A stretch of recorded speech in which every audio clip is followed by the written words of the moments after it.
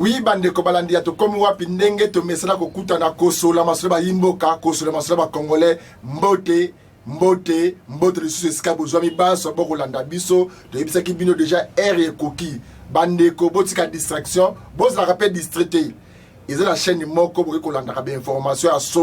ya solo eza toujours tokomi wapi télévision na ndeko Eliezer tokokoma na YouTube nde bokozwa masolo ya bana mboka masolo ya yimboka makambo ya kitoko ya solo pe ya sir eza makambo ba radio trottoir te oyo toyokaki boye awa ezalaka te awa biso moko tokitaka sur le terrain tozula bino masolo makambo ekoleka na mboka na biso Congo mikolo eleki tolandaki biso nyonso tu lokola na ba radio ya nzela singa makambo ebele na baitando ike etando inene kolanda makambo elekaki na commune ya Kalamu bana kuluna babandaki kobunda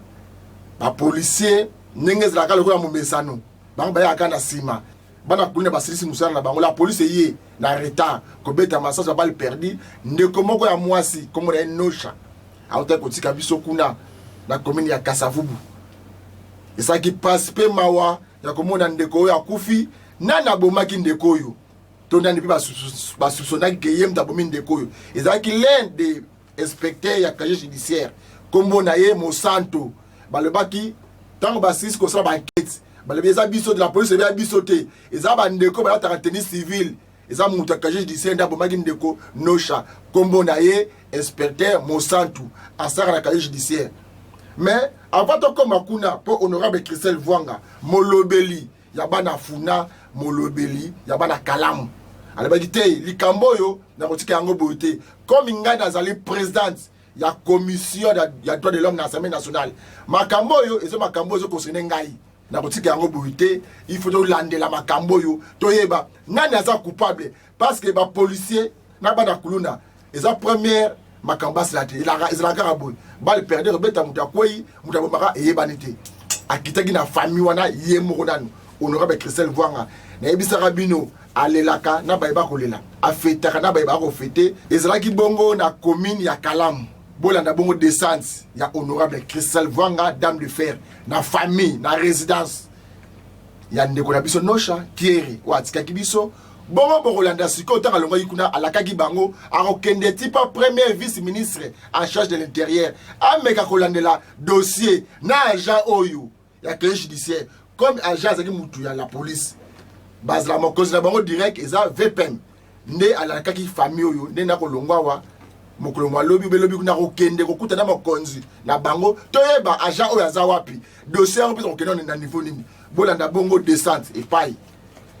na résidence ya bandeko na biso Nosha et puis bolanda descente ya honorable Christelle Vwanga na suite epai ministre oyo atali bongo mondelu ya mboka Congo na mission ya kioske ndenge banda konzeka yaya na bana olo ba mwa mosoza mayele oya kufi eza moto mayele lokola yo o ba bomi Christelle ba yotika to kona fika mwa daga so yo lo makavi bitano na parlement le ba kona mukavula kiele mukavula gael busha lo ba ko mbuna ye Christelle na za mutu na kesi la na bele partout sur la tingalité ya ukomi za basi kwa mtema hiyo kitenda kwa mwana na simba na inja hawa na mtu ayo komela masanga pe ayo kote pe santo na ye mwana na mwasi mbele ni afandi na ye keleka na mninga na ye tata yoki soki bakuluna soki ndenge nini bakuluna bazaki mosika bazata pembeni na ite bina kaka matasi nelenga mwana nga napanda ndapa na yebi te taikobenga grand frère na yo yayo fandi yao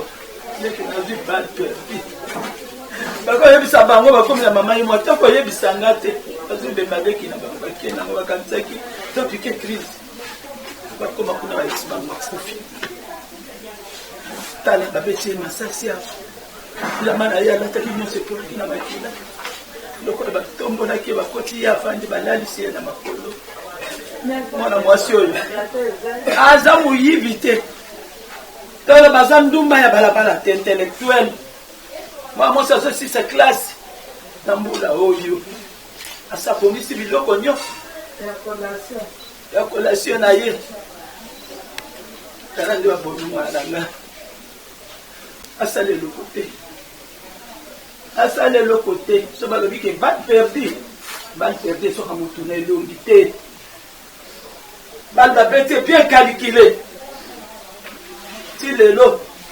motu wana monani te ti lelo bakani motu wana te ti lelo motu wana babi asalaka na ner kasala inspecteur kuna ti lelo droit de l'homme nabeleli mboka oyo balobi tokomi na état de droit mokonzi apekisaki alobi ke toza na ntango oyo ya maladi ya virus ezali bato bazala troupe te na banganda bakota te na babare ezala te bahotel ezala te ise nazokamwa ndenge mama wana azoteka masanga na kati ya lupango azolamba mpe restaurant mutu ayebanda midi babi ayebanda midi aza komela kaka wana nazoyeba te mwana na ngai alonguta na pokwa awutaki paya na ye akei na moninga ne malembe na ndenge bakoboma mwana nga ya yoki kuluna azoprotege voiture na ye me kuluna akomaki pembeni na ye te yaya moto abimika na kati ya lupango boye ataluka balika kobika masasi lisasi ya liboso abetaki yango na soki mwana nanga abeti mwana moko mobali azaka na balabala ya nsima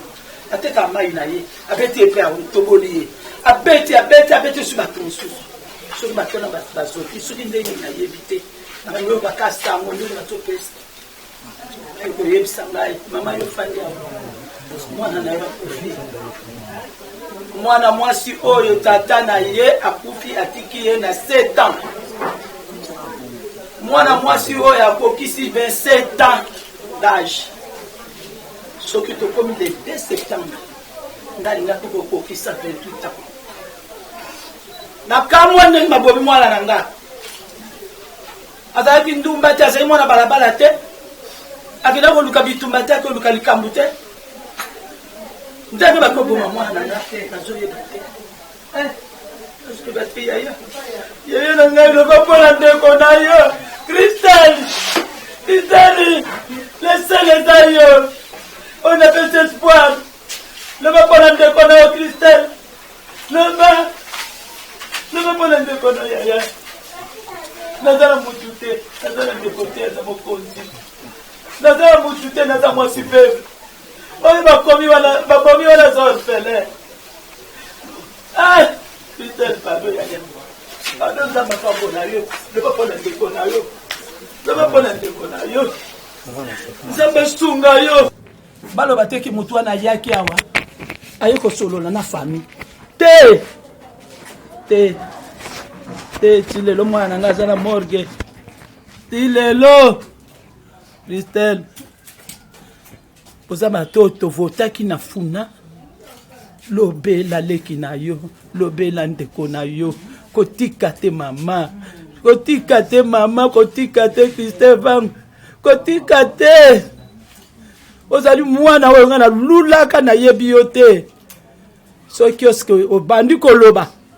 to kioske bandi na bana kolanda yo mingi na olando mingi mwasi ya mayele babomi ndeko no pe mwasi ya mayele asali mwana mwasi teke azalaki bizarre mwana mwasi ya mayele intellectuel mama loba likambo ya ndeko na yo na pasi talanga nde nazomela bakisi na batension talanga nde nazomela bakisi na baestoma pasi nga mama nasala makote makolo ezosalanga pasi atiki nga na maladi na kati ya ndako nayebi te Christelle telema pardon nasengi yo pardon papa mama nasengi yo pardon sunga ngai mama na yo yaya pardon yo lobaki obandi kolobela biso zala molobeli ya bandeko na yo ya funa Christelle loba depuis nazwa esango nazalaki kimia te vraiment kimia te peut-être ba obalandinga peut-être na ba émission na bandeko déjà koloba vana yawa yango nakomi maman nazalaki plus na besoin de na solo na avocat pour aider biso to se saisir nango soki avocat akomeli biso ata na kombo ya famille nde epesanga autorisation comme ça nga nakoki koentreprendre ba démarche na niveau na ngai boye tala mwana mwasi babomi yeyo omoni yeyo eza na tonton moko aza na France asalelaki campagne azalaki directrice ya campagne na ye oui ye pa bengi nga Nestor oui ye pa bengi ngai mpona ka babengi nga boye mama boye yaya na ye yeyo ye nde moto akokosolola na avocat ndenge olobi wana yaya yoka asolo na ye basala lettre okolakisa ye ndenge nakotinda lettre wana akoma bongo atinda nzambe apesa okimia mioko ya sikoyo te kaka bino bato bokopesa kimia so bozobondela banzambe na bino tala kaka mwana ya suka ya mutu elongwe balongoli nga lokola eteni moko ya nzoto mwana natikala kene na maboko ya seta na nyokwami na kobokola na 27 mwana na kufa ekomi asilisa classe na ye na nyokwami na kotangisa bango na nyokwami na kobokola koloba bana batonge mingi ya age na ye basi babota bana me na koloba bazotosa batangi ba classe na silisi biloko nyonso na koteka dikola kotangisa bana nanga na boyi na lobi na koki kozwa mobali te akoya kobebisa bana nanga to akoya koboma bana nanga nga moko na sala musala bana bo muto akoboma mwana nanga kaka boyi pasi mama pasi Christelle nanga merci merci yaya merci mwana nanga busolo na yaya yeyo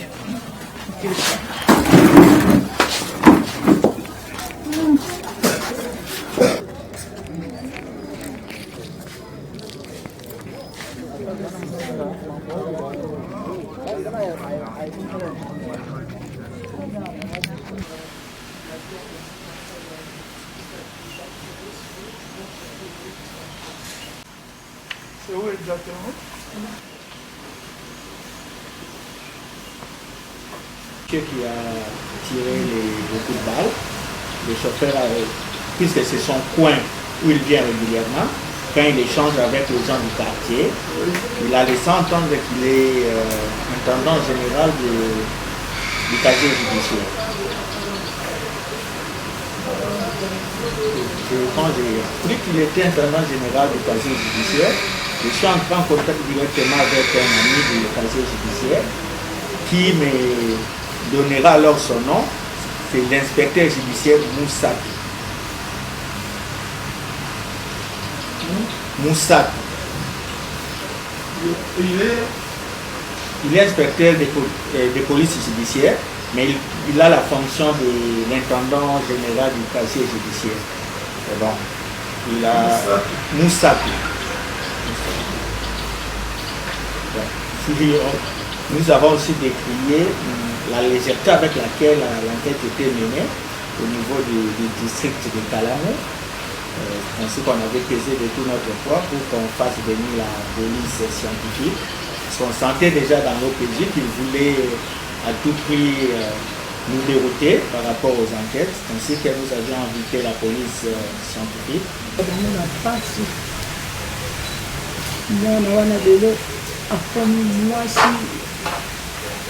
Il y a 27 ans, natangisi classe akomi na université ipare alingasilisa classe na première session awa na sanza ya sambo oyo nasuka nango papa nazali mobola liboso na nalobela ngo mpo naza na mobali te nasalaki biloko te nazodebrie ka moke mpona kobokola bana mwana nanga akomi po asisa klasi atangaka aza koluna te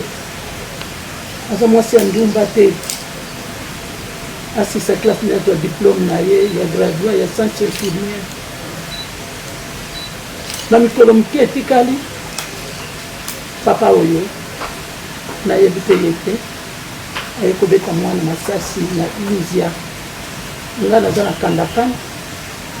mwana akendaki na India eta baninga na ye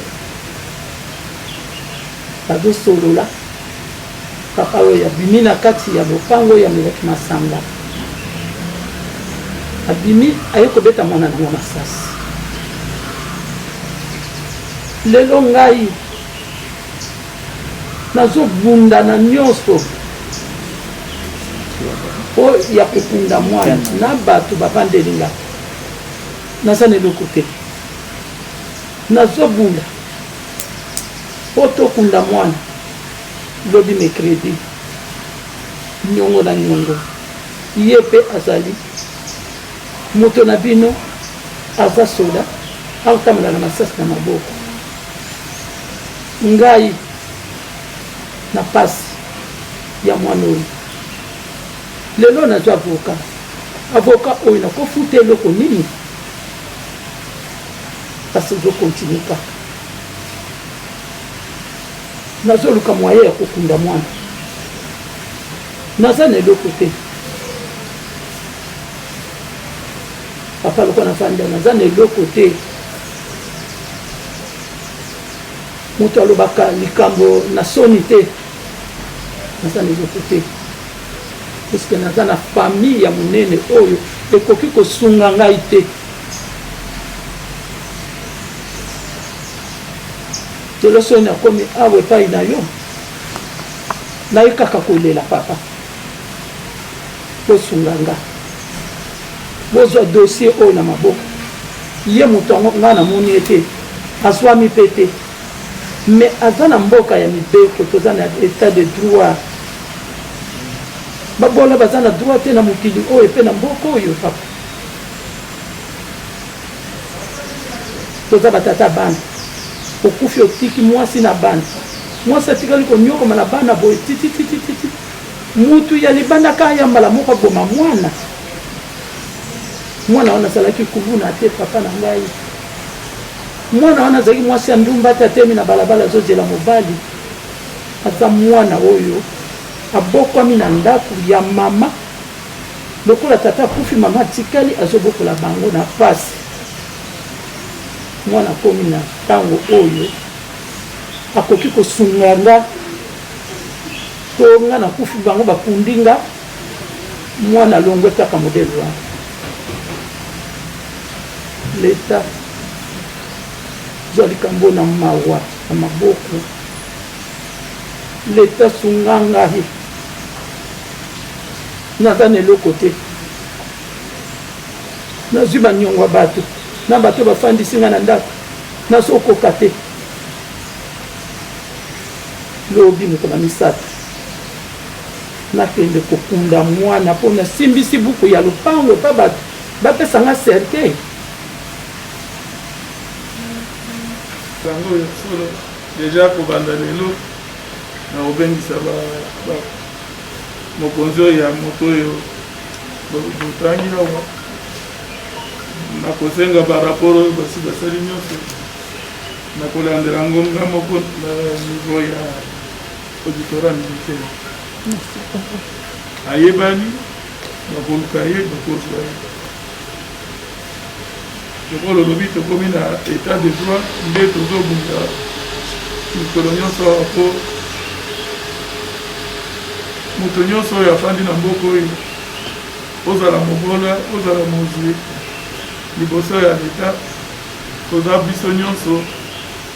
ndenge moko tosali mbeba bakolendela yo bakolekisa yo epai ya basuzi bakokateleka mongo na ndenge eza wana atuka nazoyisa ye tozolandela yango na ici avant tokoma suka ya nani ya poso yo mokozwa rapport oyo tokozala deja nango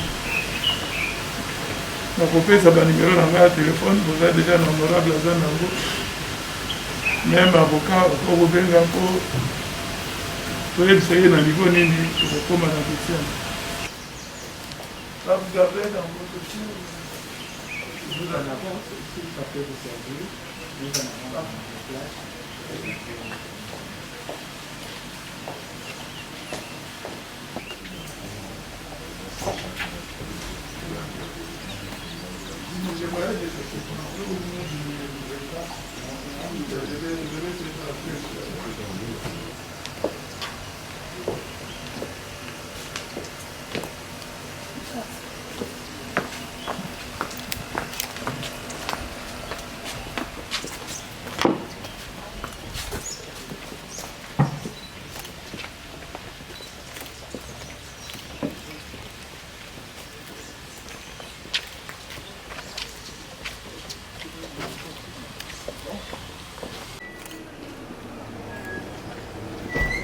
Je tiens à remercier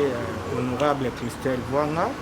la double casquette naïe députée nationale ainsi que la présidente de la commission des droits de l'homme,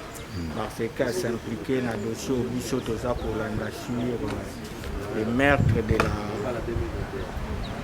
la fille Noshankere, qui habite dans la même circonscription que l'honorable Vwanga. Nous saisissons cette opportunité pour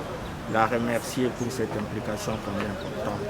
Et nous tenons aussi à remercier les vice-premiers ministres, ministre de l'Intérieur, pour son implication, pour le temps qu'il a voulu nous apporter, pour nous doléance afin qu'on arrive jusqu'à Nasuka, tout ça m'a beaucoup suspect, puisque la rigueur de la loi fait la loi.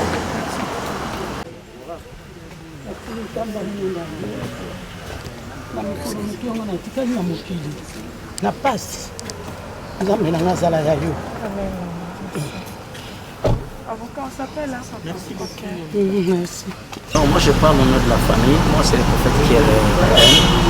Je suis le grand frère de Gaël Mocha. Donc je peux seulement premièrement remercier d'abord l'honorable Christelle de nous avoir fait cette grâce de pouvoir rencontrer le VPEM. Et le VPEM nous a très bien réussi. Et vous avez vu quand même sa contribution pour les obsèques de Matitière Mocha-Kéré. Vraiment, je dis encore un grand merci à tous ceux qui nous ont accompagnés pour voir le VPEM. Donc, je crois qu'il n'y a pas beaucoup à dire. Que Dieu nous aide, que Dieu console la famille Kéré. Et on enterre demain, mercredi, le 1er juillet 2020, à Nécropole, entre ciel et la terre. Ok, merci bandeko balandi likama malamu yumela kate sala bina pasi mingi lek na biso nosha oyo ayebana ki mingi ndeko na ye to grand frère na ye aza pasteur prophète muni na mboka na biso Congo prophète Kéré aza prophète o asala pe moi mingi na mboka Congo ayebani mettra lek na ye lolenga kufeli nana bomiye to ko senga justice ya malamu oyo to ko le état de droit eza deux poids deux mesures te. Merci mingi coup de chapeau na honorable Christelle Vwanga bonde ezalaka kotika bana fundate yonde molobeli na bango yonde avocat na bango continuer toujours boye nzambe un jour akomona yo tika te kimi akolo nzambe ezala maboto na bino nde tokutema komalobi.